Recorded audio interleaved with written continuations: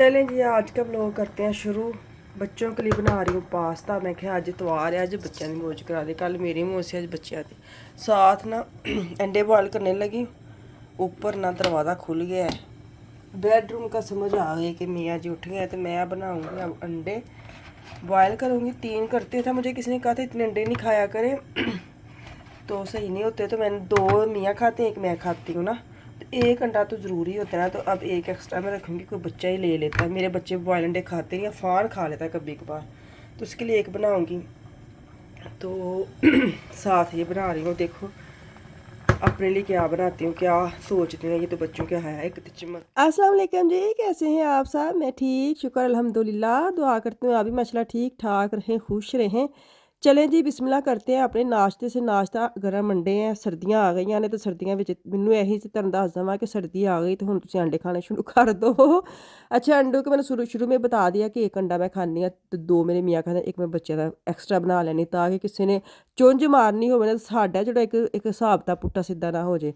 वैसे हम ना इतने शौकीन कोई नहीं है अंडे के, ना मैं शौक से खाती हूँ ना मेरे मियाँ। लेकिन ਜਦੋਂ ਤੁਸੀਂ ਕੀ ਕਹਿੰਦੇ ਨੇ ਕਿਸੇ ਵੱਡੇ ਦੇ ਹੱਥ ਚੜ੍ਹਦੇ ਹੋ ਨਾ, ਕਿਸੇ ਮਾਂ ਦੇ, ਕੋਈ ਵੱਡੀ ਬਾਜੀ ਦੇ, ਕੋਈ ਵੱਡੇ ਭਰਾ ਦੇ, ਫਿਰ ਤੁਹਾਡੀ ਹੁੰਦੀ ਹੈ थोड़ी जी बिस्ती जही। जो ਤੁਹਾਡੇ दर्दां शुरू हो जाने उम्रों पहले, फिर होता है कि जब वो नसीहतें करने लग जाते हैं फिर अमल करने लग जाना चाहिए। मेरे ख्याल से एक वक्त आता है फिर तुहानू अमल करना चाहिए अच्छे बच्चे बन के। तो इसलिए मैं नाश्ता करती हूँ। नाश्ते के बाद अपना जो मैंने खाना बनाना है वो बनाऊंगी। इत्थे लगा आस्ट्रेलिया ते इंडिया का मैच फाइनल। देखो कौन जितदा, जी मेहनत करन दिया उही जितेगा, आस्ट्रेलिया हो या इंडिया। डिज़र्व जोड़ा होएगा जित जाएगा। तो दूसरी तरफ आज ना मैं मटन कटिया हुआ, नाल मैं कटिया चांपा। मैंने कहा आज ना मैं इसका पुलाव नहीं बनाऊंगी। चांपे जो ना वो मैं पुलाव के लिए रखती हूँ। मैं कहा आज जरा इन्हें ना शोरबे वाला बनानी है सालन। बच्चों का जो सुबह पास्ता तो खाया था वो तकरीबन बन गया, अद्धा देखो खा भी लिया है। आधा इन्होंने खा भी लिया, आधा रह गया, ये शाम को खा लेंगे। बच्चों का हो गया डन।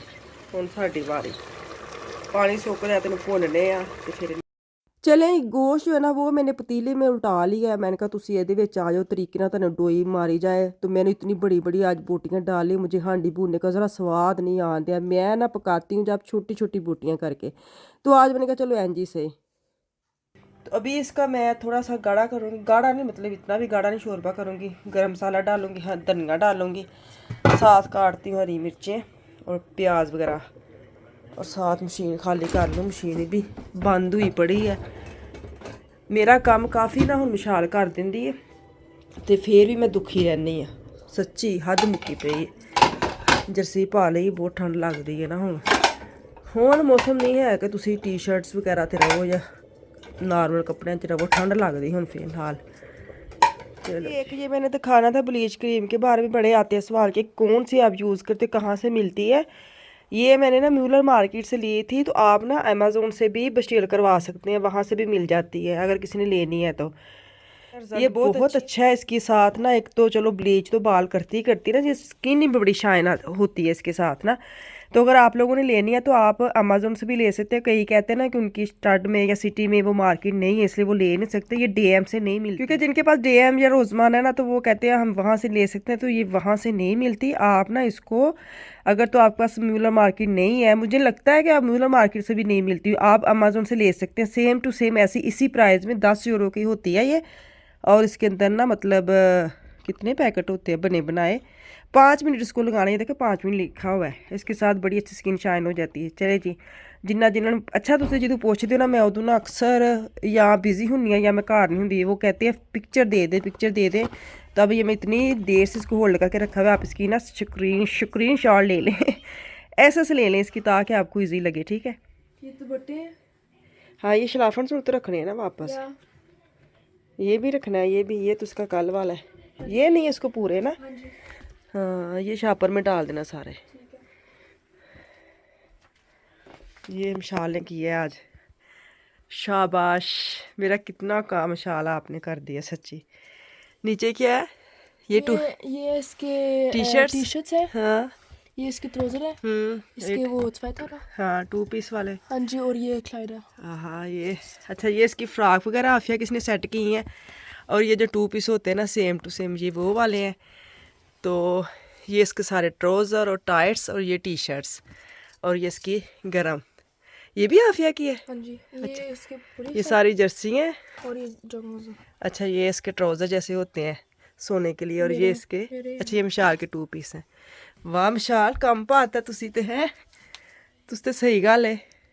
मेरे सिर ते इन्ना भार सी, कल अफान ने अपनी साफ की अलमारी, अज आफिया दी बाजी ने करती, शाबाश। चलो जी, खाना मेरा नहीं बना लिया, ऊपर से भी मेरी मिशाल ने इतना काम कर दिया, मैं शाबाश दी ते दुआवां दित्तियां। तुहानू पता है बच्चे को काम कर दें तो किड्डा ही मज़ा आंदा वे, काम मैं भी कर सकनी लेकिन वो करन ते होर ही मज़ा है। के बारे में फिर वॉशिंग मशीन के बड़े सवाल आते हैं, क्योंकि सर्दी आ गई ना, इस कंपनी की मशीन है, मैं ना भूल जाती जब मुझे कोई आता है ना। तो यहाँ पे इसके सारे ऑप्शन है, ये प्रोग्राम सारे बताए हुए हैं। यहाँ पे मैं ना हमेशा दूसरे तीसरे पे करती हूँ। 8 kg जो है ना वो वॉशिंग मशीन कपड़े वॉश करती है, और 5 kg जो है ना वो अपने ड्राई करने हैं। मतलब कि जैसे मैं दिखाती हूँ, देखिए ये कपड़े सूख गए हैं, मैंने निकालने थे, टॉवल वगैरह चादरें वगैरह की क्या करती हूँ मैं, जैसे ये चादरें हैं ये बिल्कुल सूखी हुई हैं, देखा 8 किलो अगर मैं पानी है ना कपड़े, तो मैं 2-3-4 ਜਿਹੜੇ ਮਤਲਬ 5 ਕਿਲੋ ਅੰਦਾਜ਼ਨ ਜਿਹੜੇ ਕੱਪੜੇ ਵਿੱਚ ਰਹਿ ਜਾਣ ਉਹਨੇ ਮੈਂ ਵਿੱਚ ਰਹਿੰਦੇ ਨੇ, ਬਾਕੀ ਮੈਂ ਕੱਢ ਲੈਂਦੀ ਆ। 5 ਕਿਲੋ ਸੁਕਾਣੇ ਨੇ, ਇਹ ਨਹੀਂ ਕਿ 8 ਕਿਲੋ ਤੁਸੀਂ ਮਸ਼ੀਨ ਚਲਾਈਏ ਤੇ 8 ਕਿਲੋ ਹੀ ਸੁਕਾਉਣ ਤੇ ਲਾਣੀ ਹੈ, ਇੰਜ ਨਹੀਂ। ਇਹ ਸਾਰੇ ਕੱਪੜੇ ਸੁੱਕੇ ਹੋਏ ਨੇ, ਨਾਲ ਮੈਂ ਹੁਣ ਕੱਢ ਕੇ ਨਾ ਠੱਪਣਾ ਬਸ, ਵੇਖੋ ਬਿਲਕੁਲ ਸੁੱਕੇ ਨੇ। ਕਹਿੰਦੇ ਸਨ ਕਿ ਸਹੀ ਸਿਖਾਉਂਦੀ ਕਿ ਨਹੀਂ ਸਿਖਾਉਂਦੀ, ਬਿਲਕੁਲ ਹੁਣ ਬਸ ਇਹਨੂੰ ਮੈਂ ਤੈਅ ਕਰਨਾ ਵੇ ਤੇ ਉੱਤੇ ਲੈ ਜਾਣਾ ਵੇ। ਕੱਪੜੇ ਬੜੇ ਸੋਹਣੇ ਸਿਖਾਉਂਦੀ ਹੈ, ਲੇਕਿਨ ਇਹ ਕਿ ਇਹਦੇ ਤੁਸੀਂ ਕਿਲੋਆਂ ਦਾ ਹਿਸਾਬ ਰੱਖਣਾ ਹੈ, ਵੱਧ ਨਹੀਂ ਪਾਣੇ ਨੇ ਤੇ ਕੱਪੜੇ ਸੁੱਕਣੇ ਨਹੀਂ ਸਹੀ, ਇੱਕ ਮਸ਼ੀਨ ਤੇ ਫਿਰ ਵਜ਼ਨ नहीं पैंदा। सारे कपड़े तौलिए शोलिए ये वो चादरें सारी सूखी हुई हैं।